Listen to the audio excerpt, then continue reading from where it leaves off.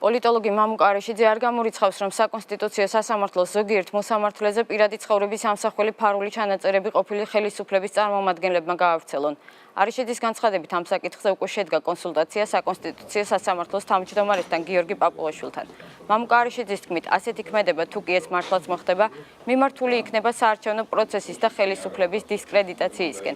მამუკ არიშიძე ამბობს, რომ მოსალოდნელი ფარული ჩანაწერების გავრცელების შესახებ რამდენიმე წყაროსგან შეიტყო და ერთ-ერთი არის საკონსტიტუციო სასამართლოს თანამშრომელი. ძალიან რთული და არასასიამოვნო პოლიტიკური თამაში ხდება საკონსტიტუციო სასამართლოს გარშემო. ეს არის ფარული ვიდეო ჩანაწერების გამოქვეყნება. ამის თაობაზე საკმაოდ ინტენსიურად საუბრობენ. მე არ ვიცი კონკრეტულად რომელ მოსამართლეებზეა ლაპარაკი, მაგრამ ინფორმაცია, რომელიც ვრცელდება, ეს არის თვითონ საკონსტიტუციო სასამართლოს რიგითი თანამშრომლებიდან გავრცელებული ინფორმაცია.